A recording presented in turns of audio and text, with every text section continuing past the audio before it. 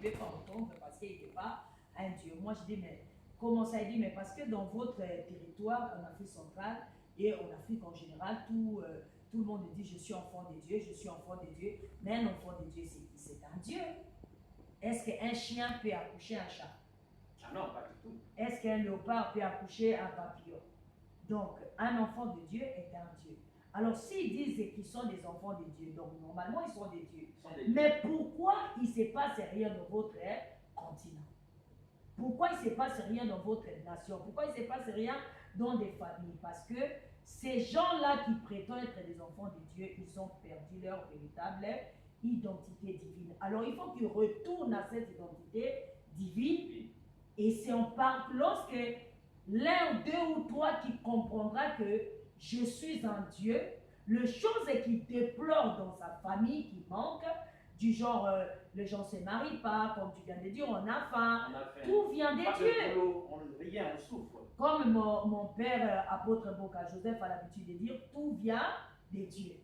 Tout vient des dieux. Alors, si quelqu'un dit que je suis un Dieu, vous voyez, il doit d'abord comprendre ça, que tout vient de Dieu. Si tu ne rencontres pas Dieu, tu ne retournes pas à l'identité divine, tu ne peux pas voir la nourriture dont tu cherches. La nourriture vient de Dieu. Le corps que nous portons vient de Dieu. La terre vient de Dieu. Alors si quelqu'un dit que moi je suis enfant de Dieu ou j'ai l'esprit de Dieu, et comment il va avoir faim? Puisque nous savons tous le terme, les définitions du mot Dieu, c'est un être surnaturel opérant de choses extraordinaires. C'est ça la définition. Normalement, un enfant de Dieu ne peut pas avoir faim. Non. Ne peut manquer de rien. Non.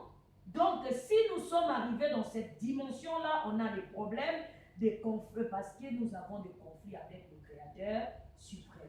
Si nous sommes des dieux. Si tu es humain et que tu penses que je ne suis pas un Dieu, donc un humain a été créé par un Dieu. Alors, si les choses vont mal, c'est que tu as des problèmes avec Dieu. Il faut que tu cherches qui est ton Dieu. Nous sommes créés à l'image et à la ressemblance de Dieu. Mais oui. Alors, si quelqu'un dit que je suis créé à l'image et à la ressemblance de Dieu, Dieu est puissant, Dieu est grand, Dieu est fort, Dieu est amour, Dieu est bonté. Alors, si on ne voit pas cette identité-là en toi, ça veut dire qu'il y a un problème. Il y a un problème. Donc, il faut que tu fasses comeback, tu retournes. Bon, là, c'est bien dit. Maintenant, comment retourner à l'identité divine? Nous, les familles, nous reconnaissons nos divisions, nos problèmes. Monsieur qui cause plus avec madame, madame plus avec les parents qui causent plus avec les enfants qui sont devenus un casse-tête, les parents les ont abandonnés et tout ça. Donc, c'est grave. Bon, maintenant, tel que vous venez de nous le faire comprendre, une famille divisée, une famille à problème, comment elle va revenir à l'identité divine? Comment elle va se réconcilier? La première des choses, ils doivent comprendre d'abord que le Créateur travaille avec la famille. C'est l'union qui fait la force. Je parle là parce que je suis un corps. Chaque membre est utile. Ils n'ont pas la même forme. Ils n'ont pas la même attitude. Ils n'ont pas la même caractère, mais ils sont ensemble. Donc, lorsqu'on comprend... Chacun avec son tempérament, ses habitudes. Exactement. Lorsqu'on comprend qu'il y a quelque chose qui est en moi, qui est la vie. La vie, c'est quoi? C'est le sang. Nous avons le même sang.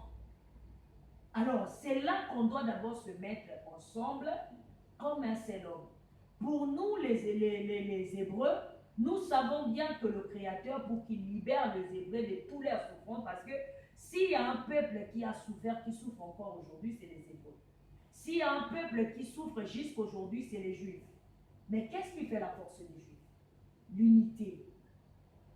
Tu vois?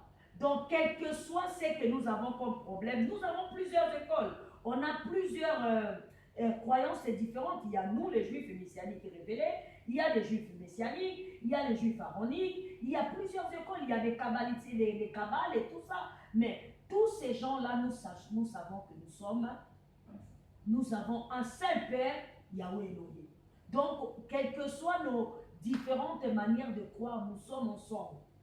Vous voyez? Et c'est ça que les Africains doivent comprendre. Si le Créateur a sauvé le peuple hébreu hier, aujourd'hui le Créateur se servira d'un peuple aussi. Ce n'est peuple-là, ce Congo. Donc, quand